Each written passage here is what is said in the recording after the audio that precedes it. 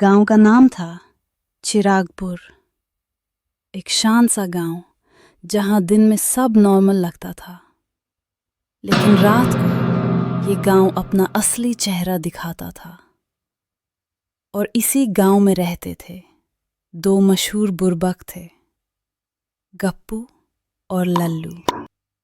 लल्लू, सच बोल, हम दोनों अगर शहर में पैदा हुए होते ना तो आज सीईओ होते। हाँ गप्पू, पर हम गांव में पैदा हो गए इसलिए अभी जिंदा है।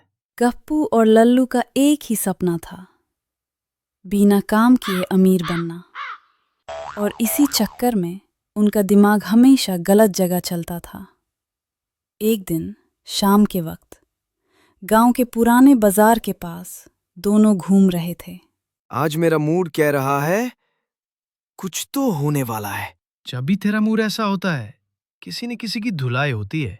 तभी गप्पू का पैर किसी चीज से टकराया और जमीन पर पड़ा था एक पुराना कागज। ओए, ये क्या है? उठा मत, पुरानी चीज अक्सर भूत की होती है। कागज खोला गया। उस पर बना था एक पहाड़, एक गुफा, और नीचे लिखा था, जो रात के बाद गुफा में गया। बस, मैं घर जा रहा हूं, मुझे मारना नहीं है। अरे बेवकूफ, लिखा है सूरज नहीं देखता।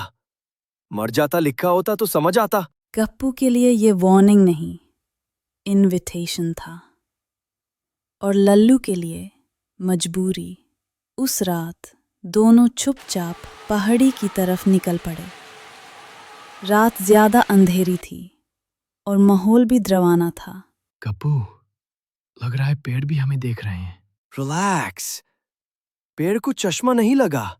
जैसे जैसे वो गुफा के पास आए, हवा ठंडी होती गई और आवाज कम।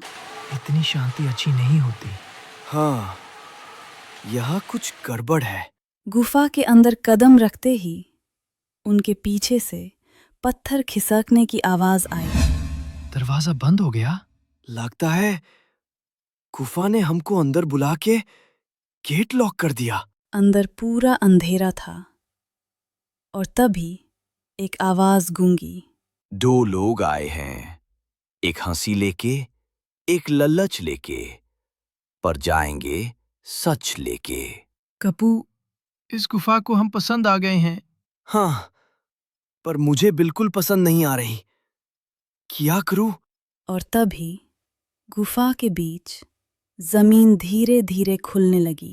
और जो नीचे था वो देखकर गप्पू और लल्लू की हंसी बिल्कुल बंद हो गई, क्योंकि अब मजाक खत्म हो चुका था। गुफा के अंदर जमीन खुल चुकी थी। नीचे सिर्फ अंधेरा नहीं था, नीचे था पुराना सच। गप्पू और लल्लू की सांसें तेज हो चुकी थी।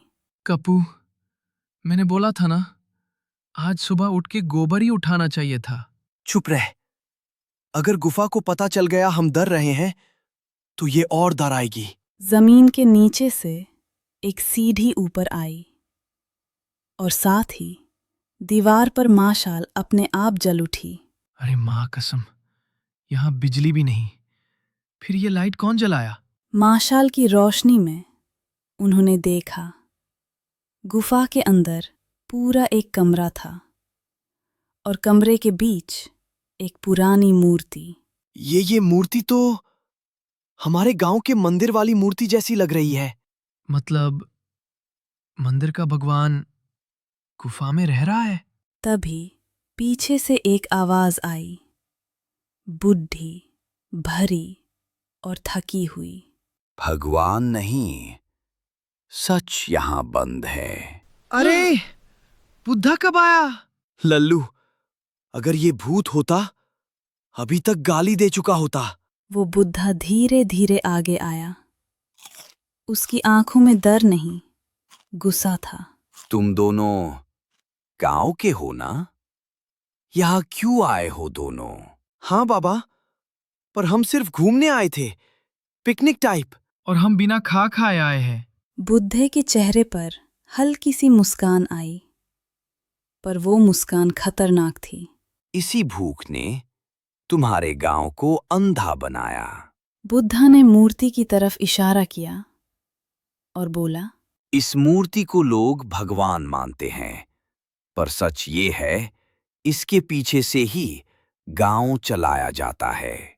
गांव चलाया जाता है रिमोट से? मतलब गांव के लोग जो भी करते हैं, कोई और डिसाइड करता है? बुद्धे ने धीरे से हाँ में सर हिलाया और तभी मूर्ति के पीछे से रोने की आवाज आई।